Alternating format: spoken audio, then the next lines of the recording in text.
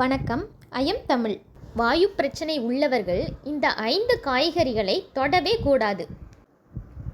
வாயு பிரச்சனை என்பது வயிற்று வீக்கம், ஏப்பம், வயிற்றுப்போக்கு போன்ற அசௌகரியமான அறிகுறிகளை ஏற்படுத்தும். நாம் உண்ணும் உணவுகள் வாயு பிரச்சனைக்கு முக்கிய காரணமாக இருப்பதால் என்ன சாப்பிடலாம், என்ன சாப்பிடக்கூடாது என்பதை அறிவது மிகவும் முக்கியம். இந்த பதிவில் வாயு பிரச்சனை உள்ளவர்கள் தவிர்க்க வேண்டிய காய்கறிகள் என்னென்ன என்பது பற்றி விரிவாக பார்க்கலாம். வாயுவை அதிகரிக்கும் காய்கறிகள்.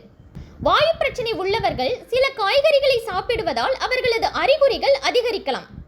இதற்கு காரணம் இந்த காய்கறிகளில் குறிப்பிட்ட வகை கார்போஹைட்ரேட்டுகள் அதிகமாக இருப்பதுதான்.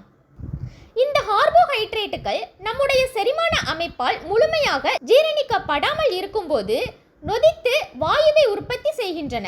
1. பீன்ஸ் வகைகள். பீன்ஸ், பட்டாணி, கொண்டைக்கடலை போன்ற பருப்பு வகைகள் வாயுவை அதிகரிக்கும் முக்கிய காரணிகளில் ஒன்றாகும். இவற்றில் ரஃபினோஸ் மற்றும் ஸ்டாகியோஸ் என்ற வகை சர்க்கரைகள் அதிகமாக இருப்பதால் நமது செரிமான அமைப்பில் உள்ள நொதிகள் இவற்றை முழுமையாக ஜீரணிக்க முடியாது. இதன் விளைவாக குடலில் உள்ள பாக்டீரியாக்கள் இந்த சர்க்கரைகளை நொதித்து அதிக அளவு வாயுவை உற்பத்தி செய்கின்றன. முட்டைக்கோஸ் வகைகள்.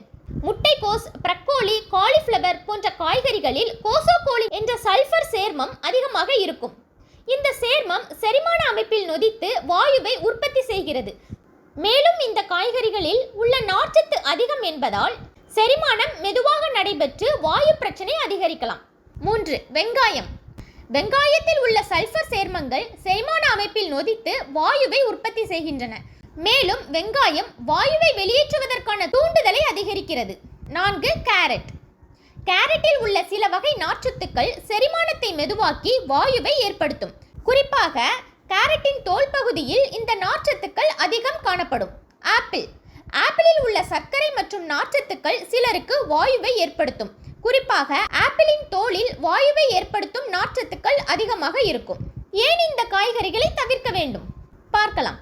மேற்கண்ட காய்கறிகளில் உள்ள சில சேர்மங்கள் நம்முடைய செரிமான அமைப்பால் முழுமையாக ஜீரணிக்கப்படாமல் இருப்பதால் குடலில் உள்ள பாக்டீரியாக்கள் இந்த சேர்மங்களை நொதித்து அதிக அளவு வாயுவை உற்பத்தி செய்கின்றன. இந்த வாயு குடலில் தேங்கி வயிற்று வீக்கம், ஏப்பம், வயிற்றுப்போக்கு போன்ற அசௌகரியமான அறிகுறிகளை ஏற்படுத்தும். மேலும் இந்த காய்கறிகளில் உள்ள நார்ச்சத்து அதிகம் என்பதால் செரிமானம் மெதுவாக நடைபெற்று வாயு பிரச்சனை அதிகரிக்கலாம். வாயு பிரச்சனை உள்ளவர்கள் மேற்கொண்ட காய்கறிகளை முற்றிலும் தவிர்க்க வேண்டும் என்று சொல்ல முடியாது. ஆனால் இந்த காய்கறிகளை சாப்பிடும்போது மிதமான அளவில் சாப்பிடுவது நல்லது. மேலும் இந்த காய்கறிகளை சமைத்து சாப்பிடுவதன் மூலம் வாயு பிரச்சனை குறையலாம்.